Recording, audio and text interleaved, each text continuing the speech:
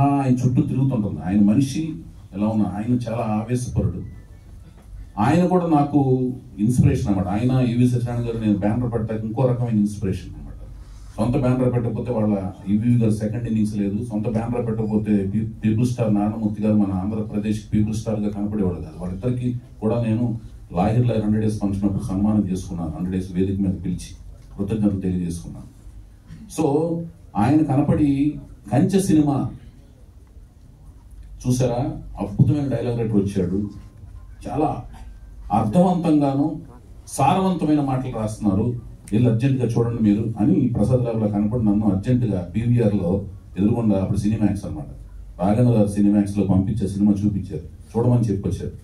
So నేను వెంటనే వెళ్ళి చూడటం జరిగింది. చూసిన తర్వాత అరే ఇప్పుడు నేను సినిమా చేయట్లేదు, ఎందుకు నాకు ఆ సినిమా తర్వాత గ్యాప్ వచ్చింది. అంటే రే సినిమా ఇంకా పోస్ట్ ప్రొడక్షన్ వర్క్ జరుగుతుంది, మళ్ళీ ఇప్పుడు సినిమా తీస్తానో ఏంటో. సినిమా తీసినప్పుడు మాత్రం డెఫినెట్గా ఈ డైలాగ్ రైటర్ గారినే పెట్టుకోవాలి, ఈయన ఎవరు నాకు పరిచయం లేదు, ఎలాగో అప్రోచ్ అవుదాంలే అని అనుకుంటా గ్యాప్ ఇలా అయింది. ఈలోగా ఈయన ఆరోహణ క్రమంలో ఇలా పెరుగుతూ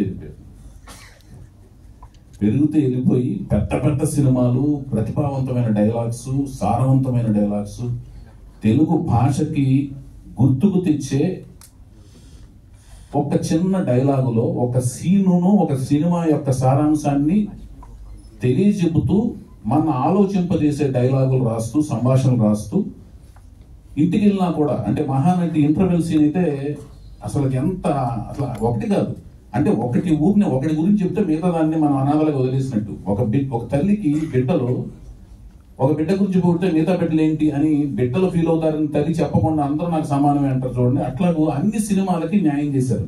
సినిమాలు ఇప్పుడు కథానాయకుడు మహానాయకుడు సినిమాలు ఉన్నాయి, అందులో డైలాగ్స్, అన్ని డైలాగ్స్ అద్భుతంగా రాశారు.